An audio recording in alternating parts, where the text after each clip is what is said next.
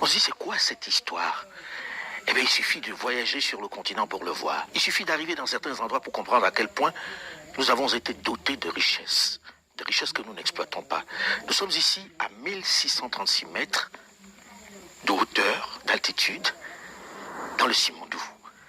Et regardez, il suffit d'aller sur le bord de cette route pour voir du fer, du minerai de fer en haute teneur.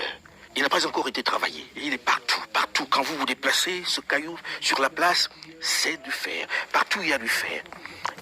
Comment peut-on posséder 78% de diamants de la planète, 89% de platine, dont la moitié de la production est utilisée par l'industrie automobile, 81% de chrome, 61% de manganèse, 60% de cobalt, 20% de la production mondiale d'uranium, 90% des réserves de platinoïdes, 80% de coltan, 70% de tantal, 40% des réserves aurifères et 10% des réserves pétrolifères. Bref, comment peut-on détenir le tiers des réserves mondiales, tout minerai confondu, et rester le continent le plus pauvre du monde? Qu'est-ce qui peut expliquer cette ineptie, cette incongruité? Et comment en sortir?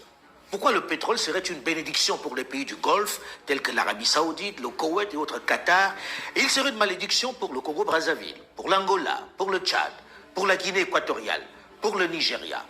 Soyons sérieux. Prenons la République démocratique du Congo, l'un des plus grands paradoxes de notre continent. Premier producteur mondial de cobalt, avec ses 100 000 tonnes chaque année. Il fournit 70% de ce minerai essentiel dans la fabrication de batteries pour voitures électriques et pour nos milliards de téléphones portables. Premier producteur africain de cuivre, avec plus d'1 500 000 tonnes par an. Le Congo est assurément un scandale géologique, puisque la liste de ces minéraux est longue et importante. Diamant, près de 19 millions de carats par an. Or, plus de 40 000 kg par an. Zinc, 7 800 tonnes. J'arrête là l'inventaire parce que, comme le disait l'auteur France Fanon, l'Afrique a la forme d'un revolver dont la gâchette est le Congo. Les superlatifs, pour le dire, sont foison. Scandale géologique, pays béni des dieux. Mais dans le même temps, l'immense majorité de la population dans ce territoire grand comme l'Union européenne, avec cette immense richesse, vit avec moins d'$1 par jour.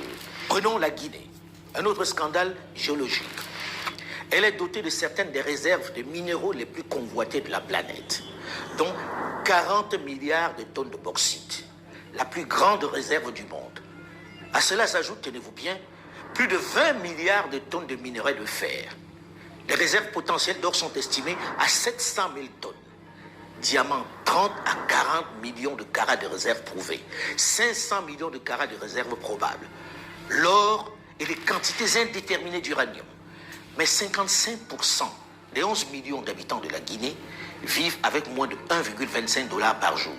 Et le pays se classe 178e sur 187 pays selon l'indice de développement humain 2013 du PNUD, qui mesure le niveau de vie des pays. À qui profite cette immense richesse qui laisse les Guinéens dans l'extrême pauvreté? Les mêmes compagnies internationales. Autre exemple de tour de passe-passe réalisé pendant que nos parents croyaient en l'amitié et au concept d'aide. Le Niger et son uranium, où l'État cède en 1968 la principale concession d'Arlit de 375 km² utilisée comme combustible nucléaire dans les centrales nucléaires en France et pour la force de dissuasion nucléaire française. Les autorités nigériennes l'ont donc cédé à l'ancêtre d'Areva pour 75 ans. Ce qui veut dire que lorsque l'on parle du Niger comme le 3e producteur mondial d'uranium, c'est un peu une vue de l'esprit, dans la mesure où les Nigériens les récupéreront, avec un peu de chance, leur principale mine qu'en 2043. Qui est capable de dire quelle est la part du Gabon dans l'immense réserve qui a fait de lui un émirat pétrolier? Dans les anciens contrats, il avait moins de 20%. C'était le pétrole d'Elf. Regardez ces jeunes qui vivent comme des taupes, qui risquent leur vie chaque jour pour quelques grammes de cobalt. Et regardez cette voiture, ce véhicule électrique considéré comme le nec plus ultra, la Tesla. Sans lui, elle n'existerait pas, quel que soit le talent du créateur. Mais regardez le fossé qui sépare le monde du fabricant de celui du creuseur. Cherchez l'erreur. Nous ne savions rien de ce qui se passe et nous n'avons même pas la quantité du pétrole qui sortait de notre pays. Nous ne la connaissions pas.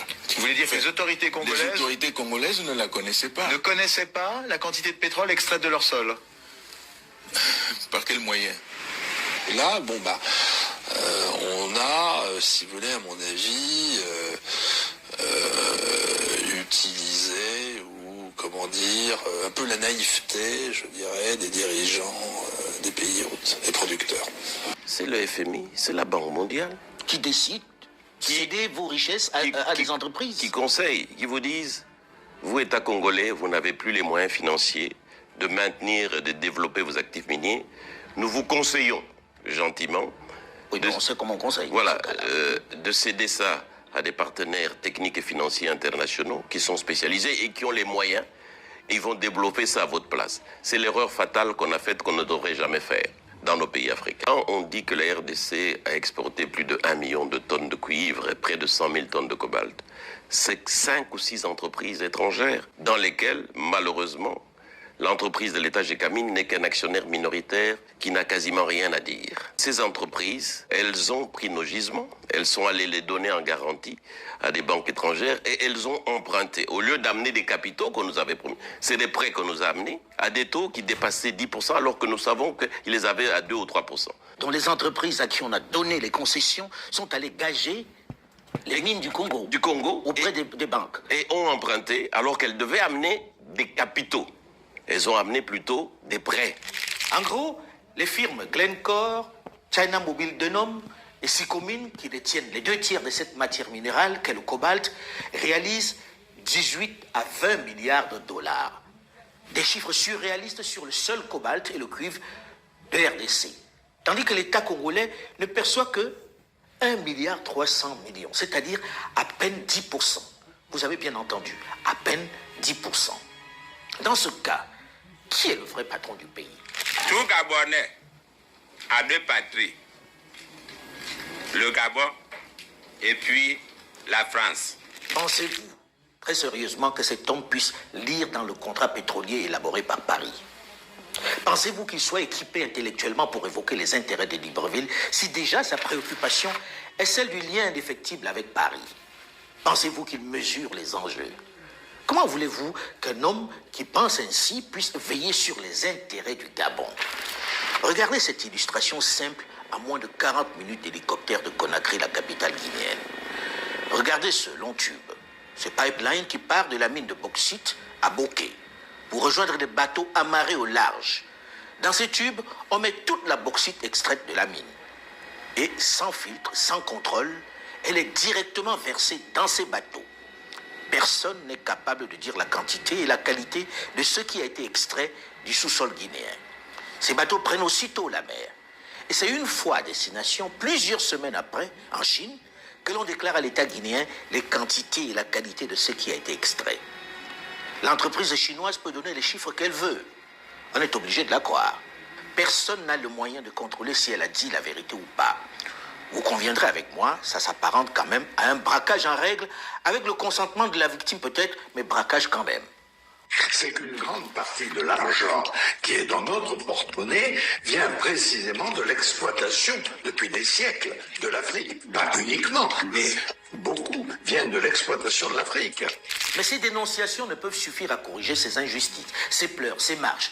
Aussi utiles soient-elles, elles ne peuvent être notre seule arme.